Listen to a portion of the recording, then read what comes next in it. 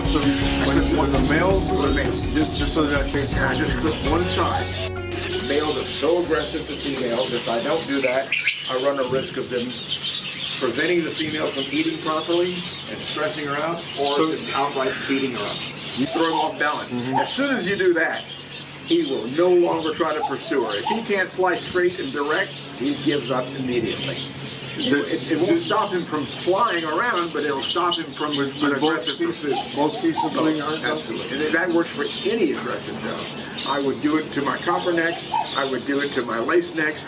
Anybody that I deem to be potentially aggressive, I clip about a 1 inch off the primary feathers only, just so that they're off balance. Yeah, off balance. And but obviously they don't perch or anything when they're. No, it doesn't stop them. They can reach the highest perch. It's just more effort. So they can't conveniently chase a bird without expending a lot of effort. And as soon as they notice that, it's an abrupt end to their aggression. Oh, so you just give them enough so they're just off balance. Just a slight off balance is all it takes. And you do that with. I do that when I do that initially when I first pair them up, because I know the males are potentially very aggressive. They're excited to see a female with them, and I better do something to slow them down. So I will do that. By the time those feathers regrow out, everything's fine. They're happy. You don't have to worry about it. It's just that initial 2 or 3 weeks. So when the females are trying to get away, they're pretty much just flying up on stuff? They're just, right. They're just, so they won't go, like, hide under anything or get away? Not really. I mean, you could put a shelter, but they're not inclined to use that. Right. That's atypical of what they would do. Not like a pheasant. No. A pheasant runs around in the bush. Right. They will. Their habit is to fly up and away. See, she's nesting in that nest right there. Yep. And that's a bleeding heart up there? Uh-huh.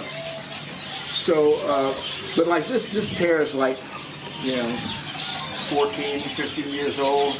They're totally fine. I'm not going to ever have any problems with them. It's young pairs where the males are super anxious to breed and the females are not quite certain what this is all about. Right. Those are the ones you have to watch very carefully.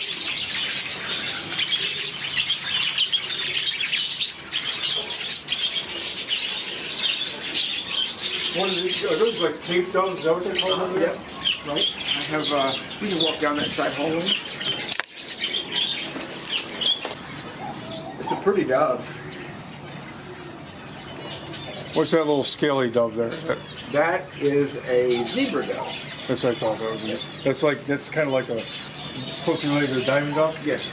Same genus? Same genus. So is the copperneck you saw chasing the button quail. That's the same. No same kidding. genus. Yep. That looks completely. Well, actually, if you compared them to the zebra dove, they look very similar. Only this one's much bigger. Well, that's what I'm saying. It's just physically they look. But they're all three are from Australia. They all have the same courtship behavior, and.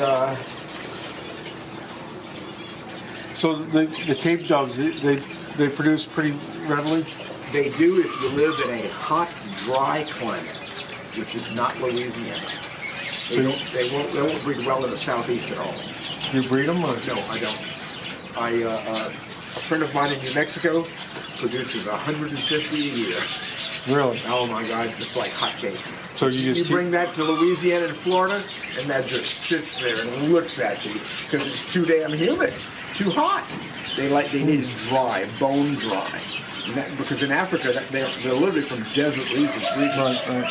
Southern California has always been renowned for breeding Cape doves.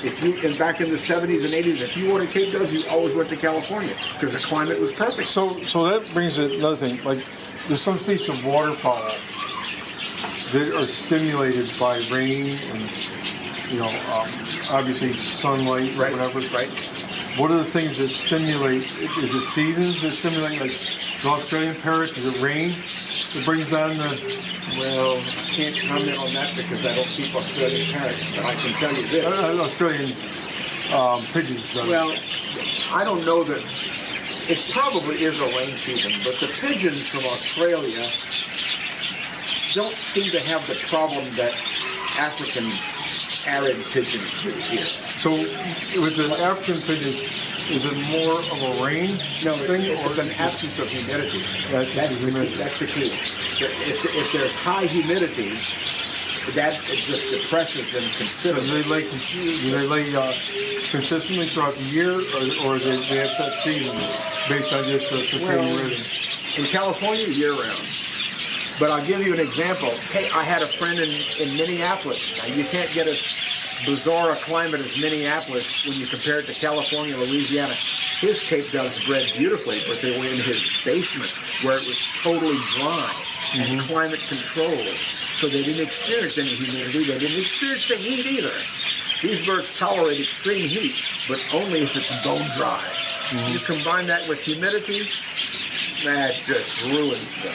I think it depresses them to such an extent that they become susceptible to everything. I think like if the temperature, if the actual ambient temperature is like 100 degrees and you have like 92% relative humidity, I think you'll die in like 15 minutes. Well, yeah.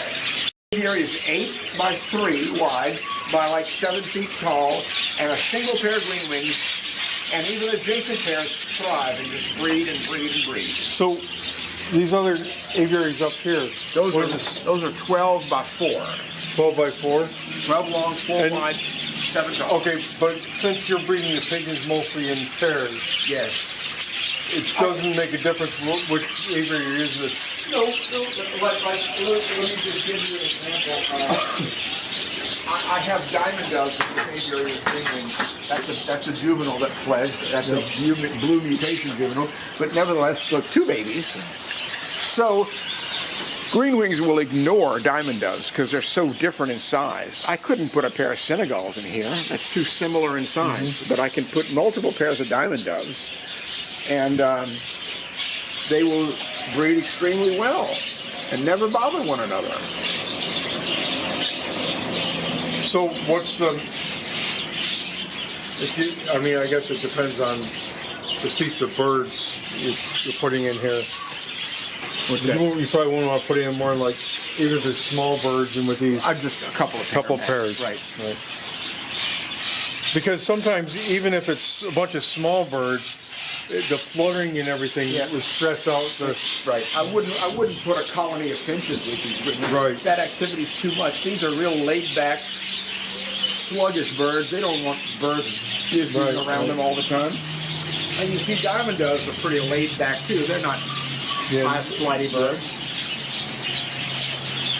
And then you can always put. I could always put button quails. Yeah, that's what I was going to say. Button quails or partridges on the bottom. The only reason I don't do that, and I'll tell you, it's a good reason for me, is that I would have to walk into that aviary every day to pick up button quail eggs, and I don't want to go in the aviary if I don't have to.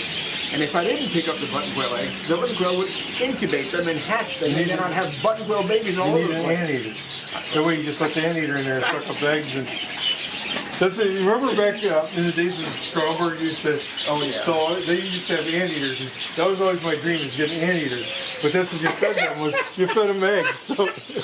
Well, let me tell you, did you ever know of Gators of Miami? Gators of Miami, back in the 70s and 80s, that was the place for wholesale bird imports. I don't remember that one. I'm not kidding you when I tell you I bought 16 toucans from them for $100 a piece. Holy crap. Holy crap.